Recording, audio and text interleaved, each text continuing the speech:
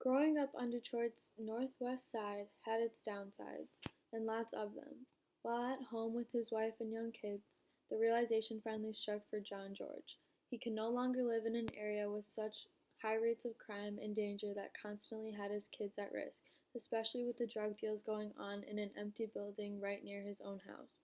One day he joined other parents in the neighborhood to board up the windows in that vacant home. When the drug dealers returned the next day, they were unable to enter and quickly left. From that point on, that became John George's mission to eradicate the blight in Detroit. My goal for this presentation is to first inform you of the many hardships that resulted from Detroit's decline in population, as well as persuade you to support John George's nonprofit organization, Blight Busters, in their motive to reconstruct the homes, community, and hope of those who live there. I am going to discuss how Detroit's decline in its population has caused for 1. An increase in property abandonment, 2. An increase in crime, and 3. An increase in the need for hope in the community, as well as talk about the programs that Blight Busters has set in place as a way to aid in solving these issues. Fortunately, I have had the ability to work alongside with Blight Busters, including with the owner John George, while on a mission trip to Detroit. I spent around 8 hours with them, listening to the importance of their company as well as seeing firsthand the differences they have made in the Detroit neighborhoods. While maybe not all of you have had the chance to go on mission trips, I'm positive you all know what poverty and crime looks like in the world.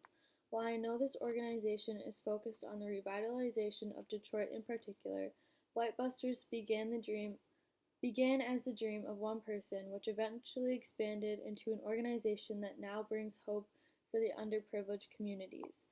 Being able to support their goals gives hope not only to other local nonprofit organizations, but also to individuals trying to prove that they too can make a difference and change the world for the better.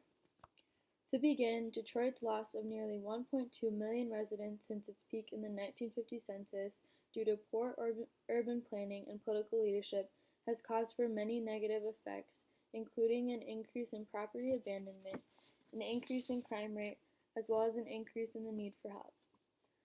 The first effect that I will address is property abandonment.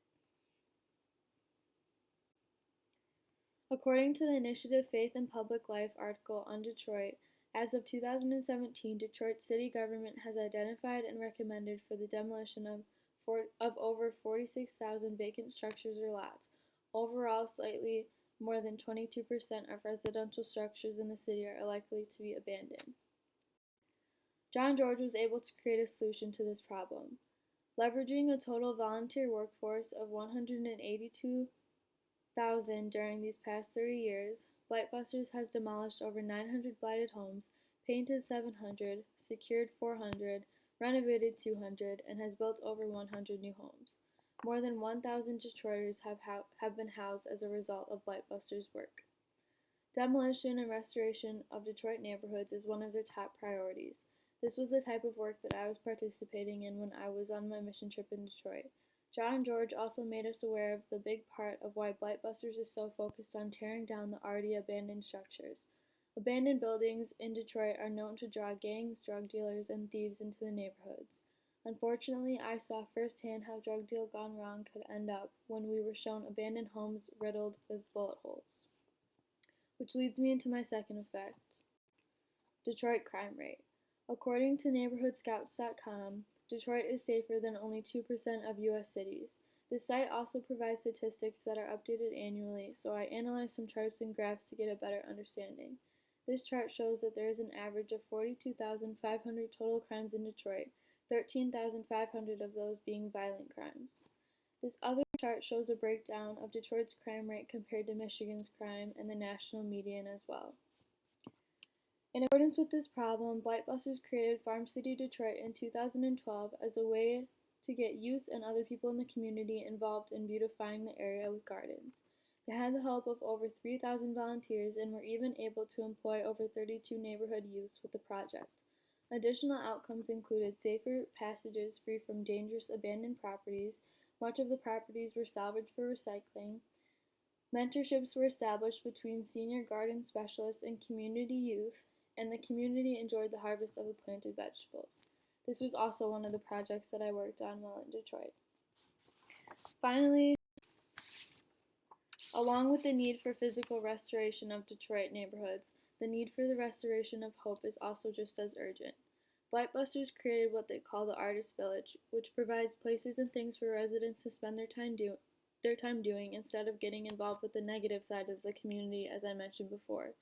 As a result of the $300,000 that Blightbusters invested and the abundance of volunteers, the Artist Village now consists of a thriving downtown area with businesses such as a theater, shops, shoe repair, coffee houses, boutiques, car shops, and others. Actual areas that people can go for entertainment, job opportunities, and everyday needs. In conclusion, hopefully I have fulfilled my goal of first informing you of the many effects that have resulted from Detroit's decline in population, as well as persuade you to support Blightbusters in their motive to reconstruct the homes, community, and hope.